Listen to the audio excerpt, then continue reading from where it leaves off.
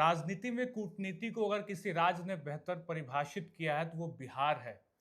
ऐसा हम इसलिए भी कह सकते हैं क्योंकि जो पार्टियां कभी एक दूसरे की घोर विरोधी हुआ करती थी, जब वो एक मंच पे दिखती हैं तो ऐसा लगता है कि सब कुछ ठीक चल रहा है। कभी अकेले चुनाव लड़ना भी हुआ था, साल 2015 भी हमें याद है और साल 2020 भी याद है और साल 2025 बिहार विधानसभा भी चुनाव याद किया जाएगा इसलिए भी क्योंकि जब भी प्रधानमंत्री मोदी बिहार आगमन पर तो होते हैं तो उनके साथ नीतीश कुमार की जो बातचीत होती है वो काफी वायरल हो जाती है। ये वही नीतीश कुमार हैं जब कभी इन्हें एनडीए के दामन में खोट नजर आता था और इन्होंने एनडीए से किनारा भी कर लिया था, लेकिन फिलहाल ऐसा लग रहा है सब कुछ ठीक चल रहा है। तो बात एनडीए पे भी करेंगे और बात विपक्ष की भी होगी कि आखिर चुनाव से पहले विपक्ष किस तरीके से अपनी चुनावी सरगर्मी को बहुत तेज करता दिख रहा है और साथ ही साथ जिक्र उन पार्टियों का भी होगा जिनकी कवायद अब बहुत तेज हो चली है। लेकिन इन सब के बीच नमस्कार, आप देख रहे हैं लाइव सिटीज, मैं हूं आपके साथ अभिनंदन द्विवेदी। लाइव सिटीज की मॉर्निंग बुलेटिन सुबह की चाय में आपका बहुत बहुत स्वागत है। हमारे साथ हमेशा की तरह वरिष्ठ पत्रकार रवि उपाध्याय सर हैं। स्वागत है सर आपका। जिक्र राजनीति की तो करेंगे ही, लेकिन भाषणों में जो जिक्र अब दूर होता दिख रहा है वो है शिक्षा, रोजगार और पलायन। और शिक्षा को लेकर ही शिक्षा विभाग कुछ ठोस कदम उठाया है और ऐसा लग रहा है कि अब व्यवस्था बहुत तंदुरुस्त होने वाली है। नहीं, देखिए, सबसे बड़ी बात है कि नीतीश सरकार जो है जी डबल इंजन की सरकार कही जाती है, मानी जाती है। जी। वह जो है सो क्वालिटी एडुकेशन, गुणवत्तापूर्ण शिक्षा की बात करती है और हाँ। इसी पर पूरी तरह से फोकस्ड है। जी। यही सरकार की, नीतीश सरकार की अपनी एक अलग यूएसपी भी दिखाई पड़ रही है कि सरकारी स्कूल, अब जी। तक आपने देखा होगा कि पेरेंट्स टीचर मीटिंग, शिक्षक और जो स्टूडेंट होते हैं, जी। छात्र होते हैं, छात्राएं होती है, हम्म। उनके साथ में वो परफॉर्मेंस कैसा कर रहे हैं, क्या पढ़ रहे हैं, क्या लिख रहे हैं, जी। यह नहीं होता था सरकारी स्कूल में। हाँ। तो अब ये नई प्रथा, नई सिस्टम शुरू की गई है।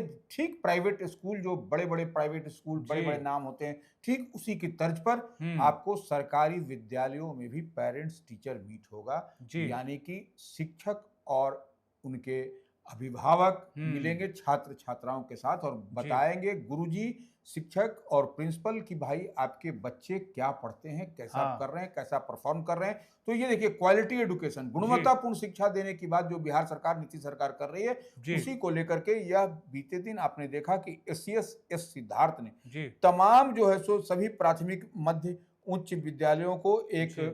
31 मई माने आज आज। के लिए यह जारी किया गया है कि यह आयोजित करें। और ये प्रधानाध्यापक को कहा गया है, प्रभारी शिक्षक को निर्देश जारी किया गया है कि आप पेरेंट्स टीचर मीट करें। पेरेंट्स टीचर मीट करिए बिल्कुल। और बताइए कि आपके बच्चे कहाँ पढ़ रहे हैं, कहाँ मजबूत हाँ। हैं, कहाँ कमजोर हैं। तो हाँ। यह एक नई शुरुआत, नई पहल, और पहली बार बिहार में इस तरीके से हो रहा है। ये सबसे बड़ी बात है। यही हम बताना चाह रहे हैं कि अब बच्चे भी, सरकारी स्कूल में पढ़ने वाले बच्चे के अभिभावक भी जाएंगे, विद्यार्थी भी जाएंगे, छात्र छात्राएं जाएंगी, उनको बताया जाएगा कि आपको अब आप झोल झाल नहीं होगा। जी। ये सबसे बड़ी बात है। और साथ ही जी। गर्मी छुट्टी से पहले जी। पढ़ेंगे, बढ़ेंगे और सीखेंगे, जी।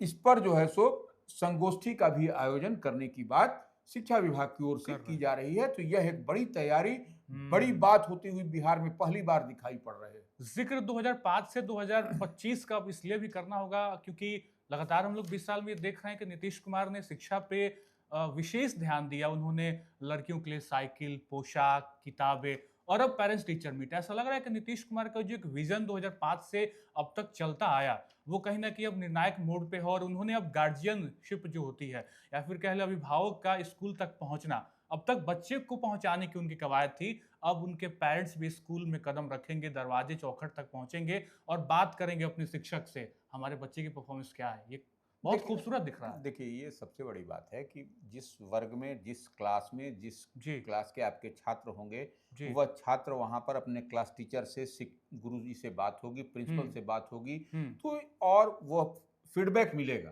तो ये एक हम नई पहल मान रहे हैं। इस बात को कभी ऐसा नहीं सरकारी विद्यालयों में होता था। तो ये एक बड़ी बात है। और निश्चित रूप से जब ऐसी बात होगी तो बच्चे भी फुल मेहनत करेंगे और अभिभावक भी उनके साथ कदम से कदम मिला के चलेंगे। तो निश्चित रूप से अब बिहार, बदलता हुआ बिहार दिखाई पड़ रहा है। जी, शिक्षा विभाग अपने बड़े बदलाव के लिए पिछले कुछ दिनों से लगातार जाना जा रहा है और लगातार शिक्षा विभाग ये मेहनत भी कर रहा है कि छात्रों में एक अलग गुणवत्ता निकल कर सामने आए, लेकिन मेहनत विपक्ष की पार्टियां भी कर रही हैं, मेहनत वो भी कर रही हैं कि आखिर कैसे सत्ता में दाखिल हुआ जाए और सत्ता के शीर्ष तक पहुंचा जाए।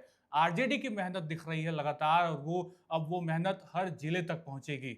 नई कुछ शुरुआत है सर? देखिए, निश्चित रूप से आज आपको आरजेडी जो मुख्य विपक्षी पार्टी है, तेजस्वी यादव जिसको लीड करते हैं, वह जो है सो इंडिया ब्लॉक महागठबंधन में, तो वह वक्फ संशोधन विधेयक जो कानून बना है उसको लेकर के जो विरोध, और हर जिले में यह होगा, आपको रैली होगी, जनसभा का आयोजन किया जाएगा और उसके माध्यम से बताया जाएगा कि कैसे वक्फ संशोधन विधेयक को कानून बना करके और कैसे आपके अधिकार को, आपको इस चीज को कटसाइज किया गया, क्या किया गया, यह सब चीज लाउड एंड क्लियरली आपको हर गांव, हर पंचायत, हर जिले में यह होगी।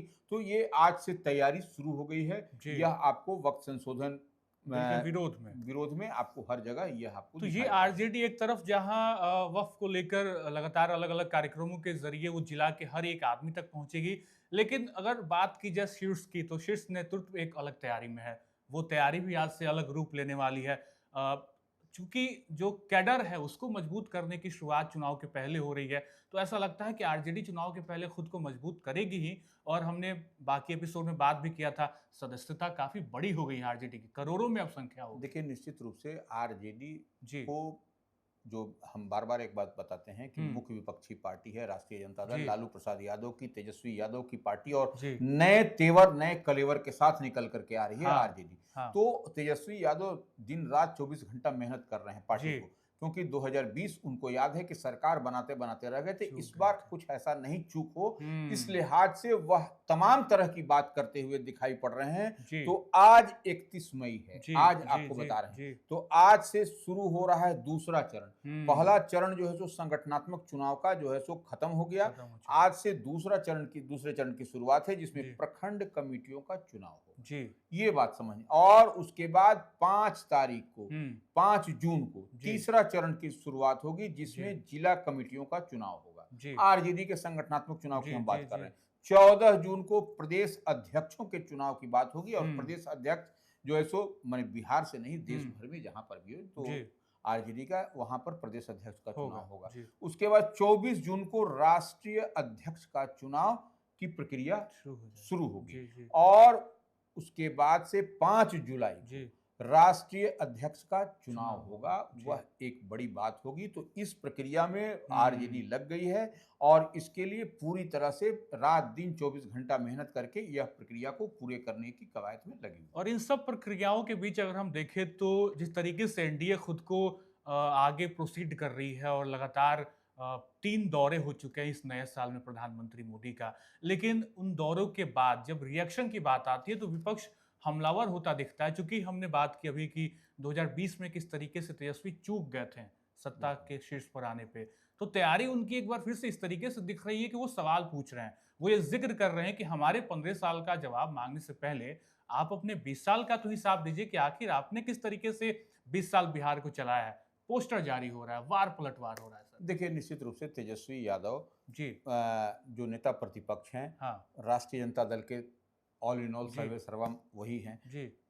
तो वो बिहार दौरे पर 2 दिवसीय जब नरेंद्र मोदी आए थे, तो वो कहीं ना कहीं एक्स पर पोस्ट किया है। तेजस्वी यादव ने सोशल मीडिया पर पोस्ट में लिखा है कि 15 साल का रोना, 15 साल का मतलब वो रो रहे हैं कि माने जो महागठबंधन का कार्यकाल था, आरजेडी का कार्यकाल था, तो उस दरमियान, लेकिन अपने 20 साल का तो वह हिसाब नहीं दे रहे हैं, 20 साल से हैं, तो तो वो नहीं बता रहे हैं, नंबर 1। साथ ही पोस्टर भी जारी किया है। अच्छा, जिसमें नौकरी, रोजगार, अपराध, पलायन जैसे मुद्दों पर सरकार का परिणाम जो है सो जो दिखाई पड़ रहा है, जो तेजस्वी यादव कर रहे हैं, इन सभी सारे मुद्दों पर फेल साबित हो रही है। तो इस पर भी बोलने के लिए बात कही जा रही है। और देखिए, आपको तेजस्वी यादव के माने पोस्ट करने के बाद सोशल मीडिया पर तुरंत उनके बड़े भाई जो तेज प्रताप यादव हैं, उन्होंने भी उसी तरह की बात पोस्ट की। तो ये अब तो ये समझ लीजिए कि आपको तेज प्रताप यादव को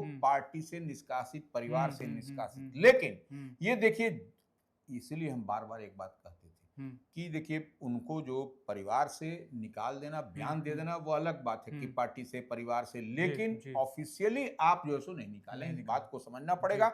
और बड़े भाई छोटे भाई हैं इसलिए वो अर्जुन और की बात कहते हैं कि हम उनके, तो ये निश्चित रूप से आपको तेज प्रताप यादव को लेकर के जो किरकिरी थी वह भी खत्म, समाप्त होता हुआ दिखाई पड़ रहा है। और दोनों भाई एकदम हैं और कोई तीसरा आदमी चाह रहा है, चौथा आदमी चाह रहा है कि बीच में कोई दरार कर दें, ये कर दें, तो वह कुछ नहीं है एकदम। हम बार बार इस बात को कहते हैं, तो यही दिखाई भी पड़ रहा है। हाँ। तेज प्रताप यादव जो तेजस्वी की बात को ही वो कोट करते हुए आगे बढ़ रहे हैं, तो ये स्पष्टता के साथ दिखाई पड़ा, इसमें कोई इफ बट भी नहीं। राजनीतिक मुद्दों पर दोनों भाई की जो हामी है वो एक है, और राजनीतिक मुद्दों की बात हो रही है, वार पलटवार का दौर है, सरकार कुछ अलग तेवर में भी दिख रही है। वो कहीं ना कहीं उन लोगों तक भी पहुंचना चाह रही है जो नाखुश थे, या फिर उन वोट बैंक तक भी पहुंचना चाह रही है जो कहीं ना कहीं ऐसा लग रहा था कि पिछले चुनाव में वो कटा कटा दिख रहा था।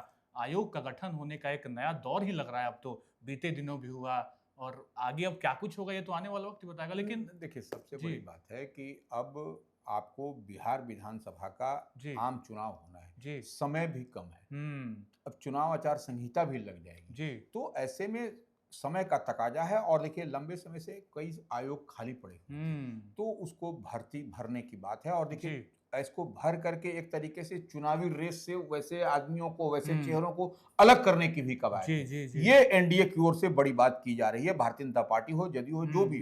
तो ये आपने देखा कि जो सो बीते दिन किस तरीके से भारतीय जनता पार्टी के बड़े नेता हैं, पूर्व मंत्री रहे हैं, प्रोफेसर महाचंद्र प्रसाद सिंह, उनको जो है सो उच्च जातियों का आयोग, स्वर्ण आयोग का अध्यक्ष बनाया गया है। साथ ही पश्चिम चंपारण जिले के निवासी शैलेंद्र कुमार, उनको बनाया गया है राज्य अनुसूचित जनजाति या एसटी आयोग का, उनको अध्यक्ष बनाया गया, ये बात है। और इतनी ही नहीं, अब आप देखिए साथ में जेडीयू के बड़े चेहरे हैं, बड़ा नाम है राजीव रंजन प्रसाद, उनको भी जो है सो स्वर्ण आयोग में, उच्च जाति आयोग में उनको उपाध्यक्ष बनाया गया है।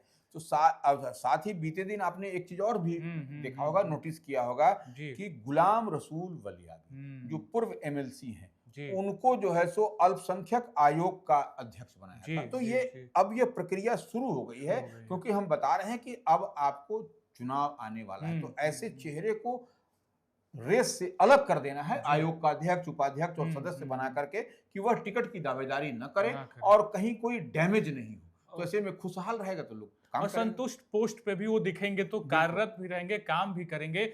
आयोग का जिक्र हो रहा है, एक आयोग जो बीते 6-8 महीनों से लगातार चर्चा का विषय था वो बीपीएससी था, लेकिन बीपीएससी ने अब कुछ नई तैयारी शुरू कर दी है। और मुझे लगता है कि अभ्यर्थियों के चेहरे पे खुशी होगी, नई तारीख का ऐलान, अगले एग्जाम का ऐलान, और 71वीं बीपीएससी अब अपनी कमर कस चुका है कि नई तारीख और नए तरीके से एग्जाम लेंगे। क्योंकि 17वां तो काफी कंट्रोवर्शियल रहा, बड़ी चर्चा हुई, कोर्ट तक बात पहुंच गया। नहीं देखिए, अब जो है सो बिहार राज्य लोक सेवा आयोग निश्चित रूप से यह एक संवैधानिक संस्था है, तो इसने 71वीं बिहार लोक सेवा आयोग ने एग्जाम का डेट जो है सो अनाउंस कर दिया है। तो ये अनाउंसमेंट, अब इसमें कई सारे पद हैं और उसमें 1250 पद की बात है कि कुल इतना पद है, उस पर नियुक्तियां होंगी। तो देखिए नौकरी रोजगार की बात हो रही है, नौकरी रोजगार तो मिलना भी चाहिए, और यही लड़ाई भी है। लड़ाई माने कि सोसाइटी में कि भाई यहाँ से पलायन हो रहा है, रोजगार नहीं है, तो ये सरकार जो है सो नीतीश सरकार चाह रही है कि अधिक से अधिक आदमी को नौकरी रोजगार दिया जाए, सो दैट कि यह किल्लत खत्म हो जाए। इसीलिए 71वीं बिहार लोक सेवा आयोग की ओर से यह किया गया है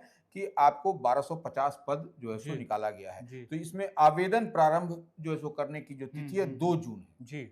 उसके बाद से अंतिम तिथि इसका है 20 जून 2025। इसी तरह से परीक्षा की संभावित तिथि है, टेंटेटिव है, 30 अगस्त 2025। तो ये एक बड़ा तोहफा, बड़ा सौगात की बात हो रही है। और निश्चित रूप से आपको ये बिहार में बेरोजगारी की बात हो रही है, पलायन की बात हो रही है, तो इससे बहुत कुछ आपको समाप्त होता हुआ दिखाई पड़ेगा। बिल्कुल, रोजगार, पलायन का जिक्र, और इन सब के बीच बीपीएससी ने नई तारीख का ऐलान कर दिया है। 71वीं बीपीएससी एग्जाम की घोषणा हो गई है।